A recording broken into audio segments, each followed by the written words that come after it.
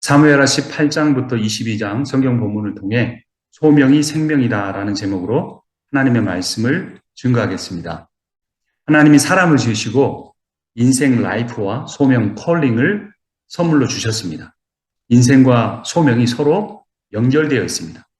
우리 인생의 핵심이 소명이라는 겁니다. 소명이 우리 인생의 핵심이고 소명이 생명입니다. 우리를 부르신 하나님과 하나님이 주신 소명이 우리가 살아가야 하는 이유입니다. 여러분들의 삶의 이유는 무엇입니까? 예수님께서는 우리가 무엇을 먹고 무엇을 입을까 하여서 일하지 말고 하나님의 소명, 콜링의 부르심에 반응하며 살라고 일하라고 말씀하셨습니다. 신앙생활이란 하나님의 부르심에 응답하는 겁니다. 이 세상에는 그냥 존재하는 사람은 아무도 없습니다. 소명 때문에 존재합니다. 소명, 콜링은 사명, 미션이라고도 합니다. 사람은 그러니까 자신의 인생의 사명을 갖고 태어나는 겁니다. 하나님께서 그에게 주신 사명입니다. 아브라함은 하나님의 부르심에 반응하여 고향과 나라와 친척을, 아버지를 다 버리고 떠났습니다. 예수님의 제자들은 예수님의 부르심에 반응하여 부모와 직업도 버리고 따랐습니다. 마태복음 4장 21절에 보면 예수께서 다른 두 형제 세베대의 아들 야고보와 그의 동생 요한을 보셨다. 그들은 아버지 세베대와 함께 배에서 그물을 깃고 있었다. 예수께서 그들을 부르셨다. 그들은 곧 배와 자기들의 아버지를 놓아두고 예수를 따라갔다. 예수 따라가는 것이 우리 인생의 목적입니다. 소명입니다. 예수가 주신 소명을 받으면 그것이 사명이 됩니다. 여러분, 사명을 안고 살면 아무리 어려워도 힘들지가 않습니다. 사명을 품고 살아가면 아무리 힘들어도 절대 포기하지 않습니다.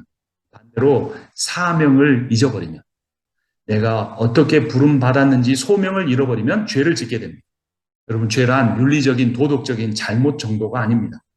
죄는 사명을 잊고 또는 사명을 버리고 자기 뜻대로 사는 것입니다. 다윗이 죄를 범한 것도 사명을 잃어버린 때였습니다. 다윗의 사명은 전쟁이었습니다. 하나님께서 이스라엘에게 약속하신 땅을 정복하는 것이 그의 사명이었습니다. 사무엘하 11장 1, 2절을 보면 그 해가 돌아와 왕들이 출전할 때가 되매, 전쟁에 나갈 때가 되매 다윗이 요압과 그에게 있는 그의 부하들과 온 이스라엘 군대를 보내니 그들이 암몬 자손을 멸하고 라빠를 에워쌌고, 그 다음에 중요합니다. 예루살렘에 그대로 있다. 하나님이 주신 사명을 감당하지 않았습니다, 혼자. 그리고 저녁 때 다윗이 그의 침상에서 일어나 왕궁 옥상을 거닐다가 그곳에서 보니 한 여인이 목욕을 하고 있었습니다. 심히 아름다워 보였고 죄를 지었습니다. 바쁠 때보다 한가할 때 죄를 짓습니다. 가난할 때보다 부자가 되어 가기 시작할 때 큰 죄를 지을 수 있습니다. 다윗은 신하의 아내를 범했고 그의 신하를 죽이기까지 했습니다. 신하는 왕의 사명을 대신해 전쟁을 하고 있는데 왕은 신하를 죽이고 그 시간에 그의 아내를 범하고 있었습니다. 인간을 들여다보면 때로는 혐오스럽습니다. 다른 사람보다 자기가 자신의 마음을 더 잘 알므로 다른 사람보다 자신을 더 싫어할 수 있습니다. 하지만 여러분, 죄를 짓는 자신이 아니라 자신이 짓는 죄를 미워하십시오. 그리고 그 죄를 지을 수밖에 없는 이유인 내가 사명을 잊고 살아가는 현실을 미워하십시오. 다윗은 자신의 죄로 인해 결국 자신의 모든 가족을 다 잃고 자신의 왕권까지 잃어버렸습니다. 가장 먼저 밧세바와 자신의 사이에서 낳은 그 신생아를 낳자마자 잃었습니다.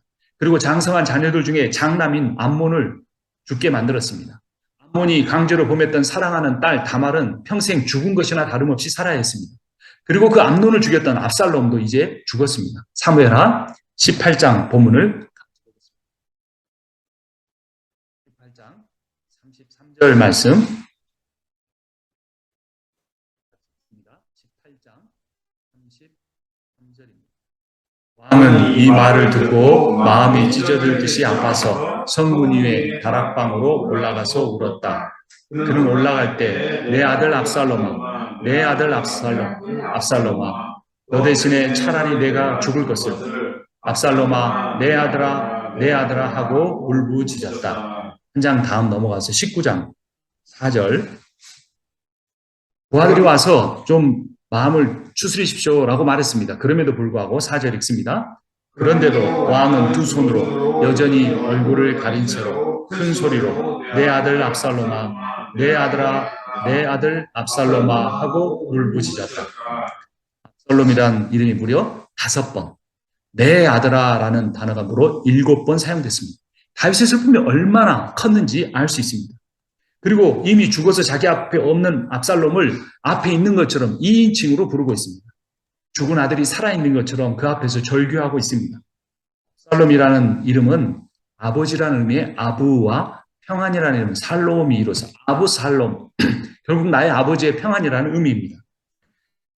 아버지의 평안이라는 이름을 가진 압살롬이 아버지의 괴로움으로 인생을 마쳤습니다. 그 괴로움의 출발점이 바로 다윗이 하나님 앞에서 지은 죄 때문이었습니다. 자신의 사명을 감당하지 않을 때 그는 죄를 짓고 가족을 파탄으로 몰고 갔습니다. 그런 모든 상황을 지켜보았던 압살롬이 아버지에게 반역을 일으켰습니다. 압살롬은 아버지의 평안이 되지 못하고 불안이 되고 말았습니다. 다윗이 하나님과 가까워질 때 사람들이 그에게 몰려들었지만 다윗이 하나님과 멀어졌을 때 그의 아들로부터 거부당하고 만 것입니다. 부모에게 자식은 자신 이상입니다. 자신이 죽는 것보다 자식이 죽는 것이 더 괴롭습니다.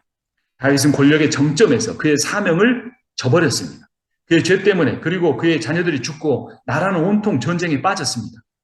다윗이 자기 자신이 얼마나 미웠을까요? 얼마나 후회했을까요? 여러분, 그러나 미워한다고 후회한다고 변화는 일어나지 않습니다. 열등감은 더 커지고 자존감은 더 낮아집니다. 열등감도 교만의 일종입니다. 겸손한 사람은 자신의 죄를 솔직하게 인정하는데 교만한 사람은 자신의 죄와 단점에 대해서 변명을 늘어놓습니다.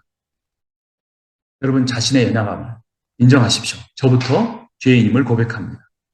자신의 그러나 가장 연약한 점이 그게 인정될 때 오히려 하나님과의 연결고리가 될 수 있고 내가 내 연약함, 단점을 인정할 때 다른 사람과 연결고리가 될 수 있습니다. 내가 연약한 줄 알고 그것을 인정하고 받아들이면 다른 사람들의 연약함도 받아줄 수 있습니다. 여러분, 사람은 변화될까요? 절대 변화되지 않습니다. 변화되는 척 하는 것뿐입니다. 변화되지 않는 인간이 변화된 척 하는 것을 뭐라고 하냐면 히포크리트, 위선이라고 합니다. 예수님께서는 죄인도 받아주시고 창기도 받아주시고 세리도 받아주셨습니다. 하지만 딱 하나 받아주지 않는 사람이 있었습니다. 위선자입니다. 변화된 척하는 위선자는 절대로 받아주지 않았습니다. 위선자들이 가장 많은 곳이 종교 집단입니다. 교회 안에도 위선자가 있을 수 있습니다. 교회를 다니는 기간이 길어지면서 자신을 종교적으로 포장하는 법을 익힙니다. 종교적으로 말하는 법을 익힙니다. 성경 공부를 해서 지식을 늘릴 수 있습니다. 기도회나 찬양 집회에 참여하면서 감정적인 눈물을 흘릴 수도 있습니다. 하지만 또 유명한 교회에 출석하거나 유명한 목사의 설교를 들으면서 그 교회나 목사의 명성을 자신의 신앙 수준으로 착각할 수도 있습니다. 자신의 신앙이 허약한 사람일수록 이런 것들로 자신을 자랑하거나 포장하기가 쉽습니다. 그러나 자신을 포장하는 사람에게는 복음이 역사하지 않습니다. 왜냐하면 그가 성령을 의지하지 않고 자기 자신의 종교적 행위를 의지하기 때문입니다. 죄인에게 종교란 자신을 영적으로 포장하는 도구가 되기 쉽습니다. 여러분, 사람은요, 썩은 생선과 같습니다. 썩은 생선은 어떻게 하면 좋을까요? 버리면 됩니다. 썩은 생선에서 심하게 부패한 부분을 잘라내고 나머지 부분을 먹으려고 해서는 안 됩니다. 배탈이 나거나 식중독으로 죽을 수도 있습니다. 100도 이상의 펄펄 끓는 물에 넣었다 뺀다고 되는 것이 아닙니다. 그 썩은 맛을 없애기 위해 아주 매운 고춧가루를 넣어도 안 됩니다. 그럼 어떻게 하면 될까요? 그냥 버리면 됩니다. 그런데 사람은 썩은 생선과 같은 부패한 자아를 절대로 버리려고 하지 않습니다. 어떻게든지 살려보려고 합니다. 포장하려고 합니다. 먼저 냄새가 새어나오지 않도록 밀폐 용기를 살 겁니다. 그리고 썩은 모습이 보이지 않게 예쁜 포장지를 쌀 것입니다. 종교생활, 신앙생활이 포장지 역할을 합니다. 예수께서 그런 삶을 살고 있던 바리새인들에게 하신 말씀이 마태복음 23장 27절에서 나옵니다.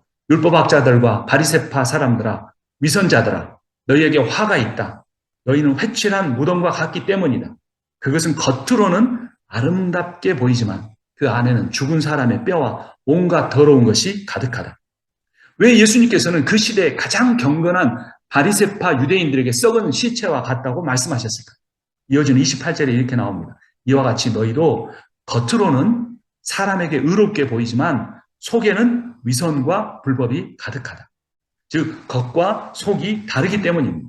속은 열등감과 교만으로 가득 차 있는데 겉으로는 기도도 하고 말씀 공부도 하고 헌금을 해서 종교적인 기념비를 만든다는 겁니다. 29절에 이어지는 29절에 이렇게 말합니다. 율법학자들과 바리새파 사람들아 위선자들아 너희에게 화가 있다. 너희는 예언자들의 무덤을 만들고 의인들의 기념비를 꾸민다. 여러분, 해칠한 무덤과 그 무덤의 묘비, 이 그림을 한번 상상해 보십시오. 이게 뭘 의미하냐면 경건한 종교인들의 위선적 기념비와 대조가 된다는 겁니다. 겉에 아름답게 회칠을 했지만 그 안에는 어떤 상황일까요? 시체가 썩는 냄새가 진동합니다. 냄새가 납니다. 만지면 부정해집니다. 유대인들은 그래서 무덤에 회칠을 했습니다. 실수로 무덤을 만져서 부정해지지 않기 위해서였습니다. 무덤이 상징하는 바 죽음에 대한 두려움을 잊기 위해서기도 했습니다. 사람들은요 이렇게 생각합니다. 세상에는 좋은 사람도 있고 나쁜 사람도 있다. 그러나 하나님의 말씀은 세상의 모든 사람이 저를 포함해서 감히 하나님의 말씀을 증거하고 있는 저를 포함해서 아니 제가 가장 썩은 시체와 같다고 말합니다. 예레미야 17장 9절 만물보다 더 거짓되고 아주 썩은 것은 사람의 마음이 누가 그 속을 알 수 있습니까? 왜 썩었을까요? 로마서 3장 23절을 보면 모든 사람이 죄를 범했습니다. 그래서 사람은 하나님의 영광에 못 미치는 처지에 놓여 있습니다. 인간에게는 희망이 없습니다. 실 한 오라기 정도의 희망도 없습니다. 자기 자신에게 그래서 아무 소망도 두지 마십시오. 그래서 복음은 사람을 살리는 게 아니라 먼저 사람을 죽입니다. 그래서 죽지 않고 살려고 하는 사람, 내가 죽지 않고 살려고, 내가 절망하지 않고 뭔가 소망을 가져보려기 위해서 교회를 다니는 사람은 복음이 아닌 종교를 믿는 겁니다. 그러나 우리는 죽어야 한다고 성경은 말합니다. 그런데 죽는데 예수 안에서 죽어야 합니다. 바울과 같은 그러한 사람도 자신이 죽었다고 말합니다. 로마서 7장 24절, 나는 비참한 사람입니다. 누가 이 죽음의 이 몸에서 이 몸뚱아리에서 나를 건져주겠습니까? 우리 주 예수 그리스도를 통하여 나를 건져주신 하나님께 감사를 드립니다. 그러나 나 자신은 마음으로는 하나님의 법을 섬기고 이 몸뚱아리 육신으로는 여전히 죄의 법을 섬기고 있습니다. 어떻게 합니까? 예수 안에 죽으면 됩니다. 그러면 성령 안에서 다시 살아납니다. 바울이 그 다음 장인 로마서 8장 1절에서 이렇게 말합니다. 그러므로 그리스도 예수 안에 있는 사람은 정죄를 받지 않습니다. 그것은 그리스도 예수 안에서 생명을 누리게 하는 성령의 법이 당신을 죄와 죽음의 법에서 해방하여 주었기 때문입니다. 내 몸으로 말미암아 율법이 약해서 해낼 수 없던 그 일을 하나님께서 해결하셨습니다.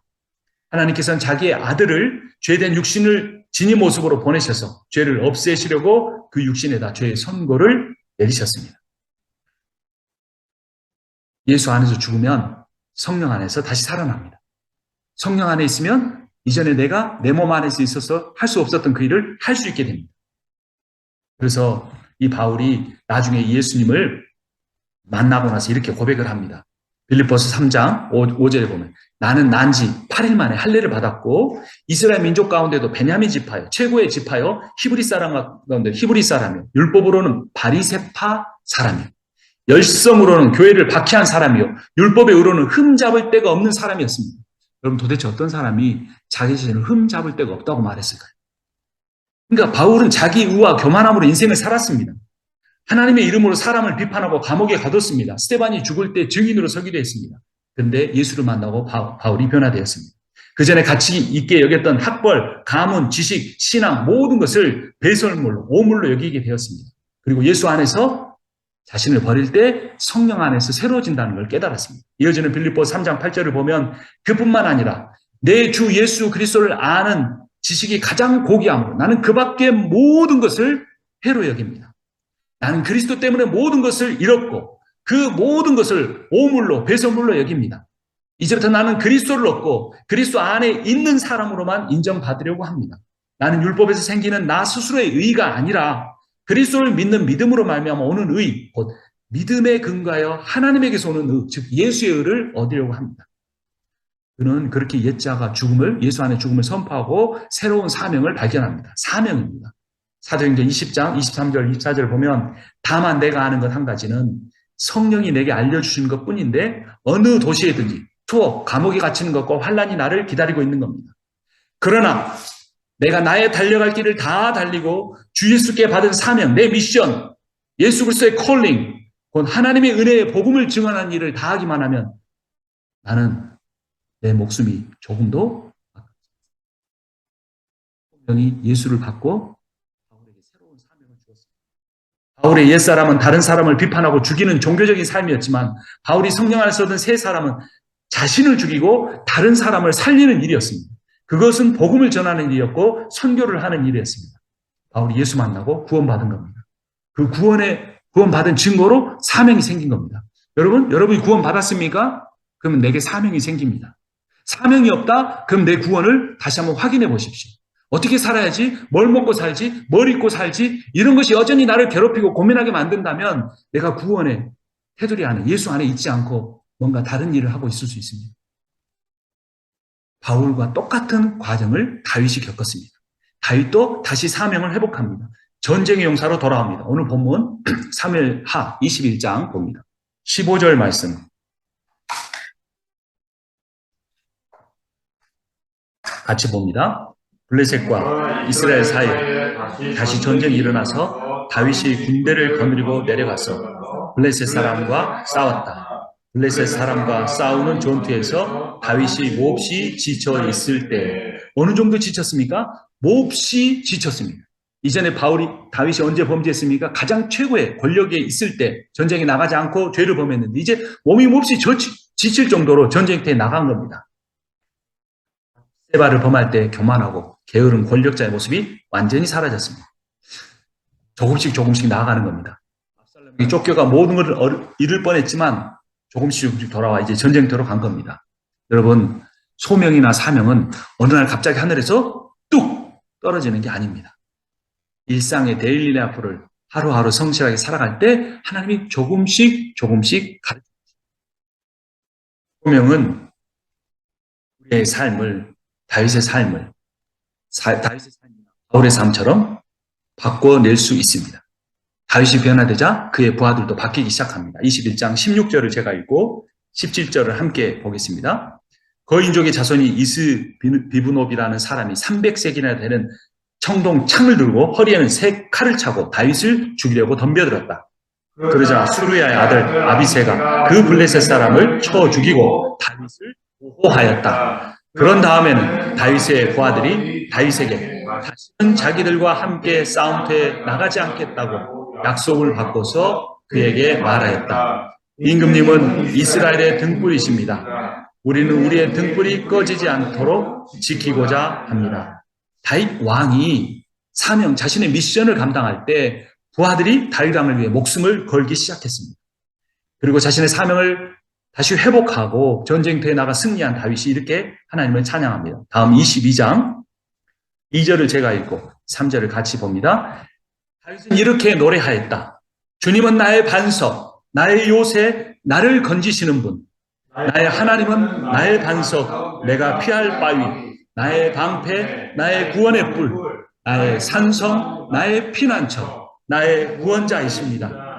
주님께서는 언제나 나를 포악한 자에게서 구해 주십니다. 아멘. 소명을 이루어내는 것은 두려움도 아니고 책임감도 아니고 사명감도 아닌 바로 사랑입니다.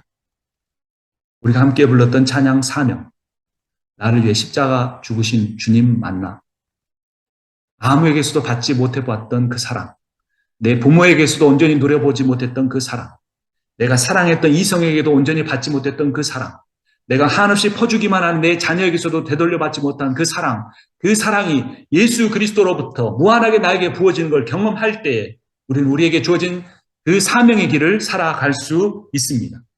사랑하기 때문에 권력을 버리면 사랑의 권력이 생겨납니다. 사랑으로 생명을 버리면서 살아가기 원하면 부활의 권세를 소유할 수 있게 됩니다. 여러분, 세상에서 아무리 좋은 것이라고 할지라도 하나님이 없으면, 하나님이 주신 사명이 없으면 허무해요. 여러분, 그런 건 인생을 살면서 느껴보지 않았습니까? 그러나 세상에서 아무리 힘든 경험을 한다고 할지라도 하나님이 내게 함께 계시면, 내가 인생을 왜 살아야 하는지 사명이 분명하면 내 인생이 힘든 것도 축복이 됩니다. 다윗의 삶이 그랬고, 바울의 삶이 그랬고, 제 삶이 그랬고, 여러분의 삶이 그렇게 바뀌어질 것입니다. 다윗은 모든 걸 잃었습니다. 하지만 다윗은 이제 다시 가장 귀한 자신의 인생의 사명을 다시 회복했습니다. 그가 권력과 부의 최고의 정상에서 잃어버린 그 사명을 그는 인생의 최고의 밑바닥에서 다시 회복했습니다. 그의 사명은 싸우는 것이었습니다. 하나님께서 그의 손주 아브라함과 이삭과 야곱에게 주셨던 그 땅을 다윗이 싸워서 이기는 것이 그의 인생의 사명이었습니다. 저에게도 인생의 사명이 두 가지가 있습니다. 제가 살아가야 할 이유입니다. 하나는 하나님의 말씀이고 또 하나는 하나님의 교회입니다. 이것이 복음의 두 축입니다. 저의 남은 생명을 여기에 드리기를 원합니다. 이 두 축이 하나님의 뜻대로 선포하고 세워지기 위해서 필요한 것이 또 두 가지가 있습니다. 그것은 성령과 기도입니다.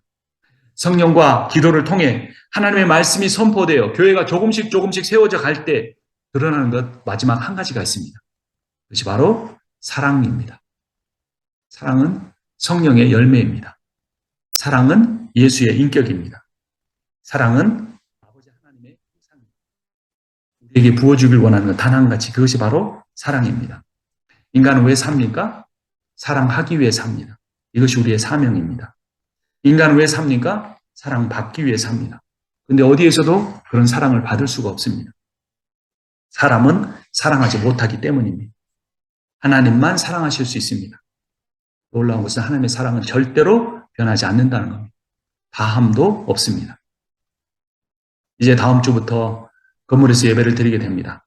지난 2년 2개월 동안 저희 집에서 예배를 드렸습니다.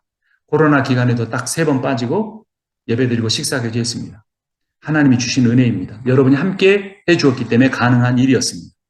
앞으로 세워갈 교회는 말씀에 기초한 교회, 복음에 기초한 교회입니다. 이런 교회를 세우기에 기도와 성령에 전적으로 의지할 것입니다. 그러할 때 사랑이 가득하여 서로를 섬기는 교회가 되어갈 것입니다. 교회 안에서 먼저 우리가 사랑하고 섬기고 교회 주변의 이웃을 섬기고 가난한 나라와 복음을 모르는 나라의 교회를 섬겨갈 것입니다. 말씀과 성령에 기초하여 사랑하고 섬기는 선교적 교회가 되는 것이 우리 교회의 사명입니다. 이 사명에 함께하지 않겠습니까? 우리 교회가 이렇게 이 사명을 감당해 갈 때 하나님께서 필요한 모든 것을 하나님의 방법을 따라 하나님의 때에 채워주실 것입니다. 그러나 하나님의 채움의 복, 성령이 동행해 주시는 그런 복을 받아 누리시는 여러분과 제가 되기를 우리 주님의 이름으로 축복합니다. 기도하겠습니다. 살아계신 하나님 아버지, 주님의 뜻을 따라 주님의 말씀과 성령으로 성김의 교회를 세워주심을 감사합니다. 지난 2년 2개월 동안 함께해 주심을 감사합니다. 이제 오랫동안 기도해 왔는데 예배당을 갖게 하시고 그곳에서 기도하게 하신 것을 감사합니다. 우리에게 이런 귀한 예배당을 허락해 주고 또 섬기는 간사님까지 허락한 토기장이 교회도 하나님의 동일한 은혜를 내려 주시옵소서. 이제까지 함께해 주고 동역해 주고 참고 견뎌준 하나님 우리 성김의 교회 가족 한 사람 한 사람 위에 성령으로 충만케 하시고 지혜롭게 해주시고 아버지 그들이 교회를 위한 사명을 감당해 갈 때 이 세상을 향한 사명을 감당해 갈 때 그들의 직장과 교회를 위한 사명을 감당할 때 아버지 저들에게 필요한 모든 것을 하나님이 때를 따라 채워주실 것을 믿습니다. 평생토록 주님의 교회와 영혼들을 사랑하며 섬김에 살겠다는 그 사명 붙잡고 살아가게 하여 주시옵소서. 예수님의 이름으로 기도합니다. 아멘. 이제는 우리 주 예수 그리스도의 은혜와 하나님 아버지의 크고도 놀라우신 사랑과 성령의 위로하시고 교통하시고 충만케 하시는 역사하심이 내가 살아가는 이유가 하나님 주신 사명이라는 그 마음을 갖고 사랑하며 섬기며 살겠다고 다짐하는 모든 이들 가운데 지금부터 영원토록 함께 있기를 축원하옵나이다. 아멘. 우리 사명 찬양 함께 하겠습니다.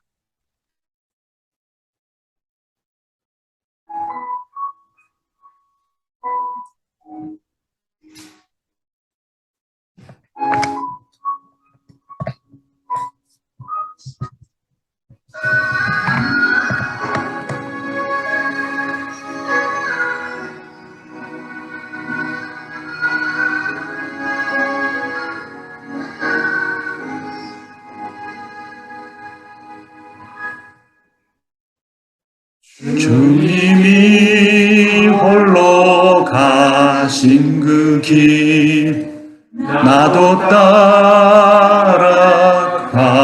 따라가오 모든 물과 피를 흘리신 그 길을 나도 가고 험한 산도 나는 괜찮소 바다 끝이라도 나는 괜찮소 죽어가는 저들을 위해 나를 버리길 바라오 아버지 나를 보내주오 나는 달려가겠소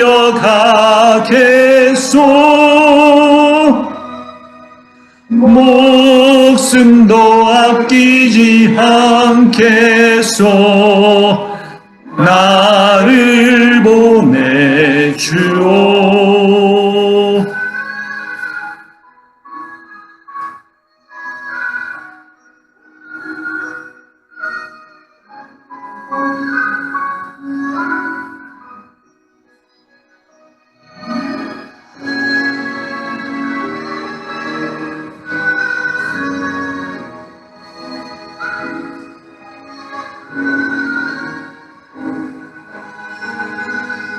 험한 산도 나는 괜찮소 바다 끝이라도 나는 괜찮소 죽어가는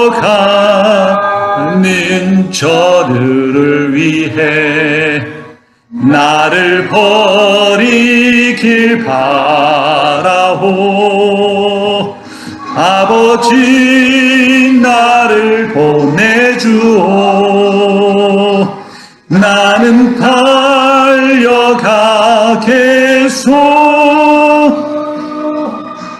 목숨도 아끼지 않겠소 나를 보내주오 세상이 나를 미워해도 나는 사랑하겠소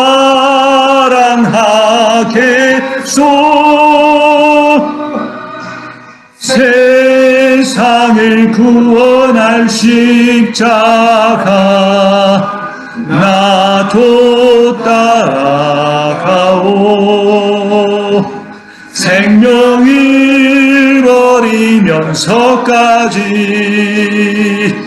나를 사랑한 당신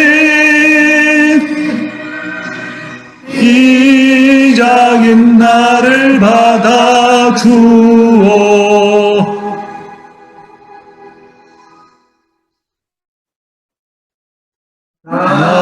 나도 사랑하오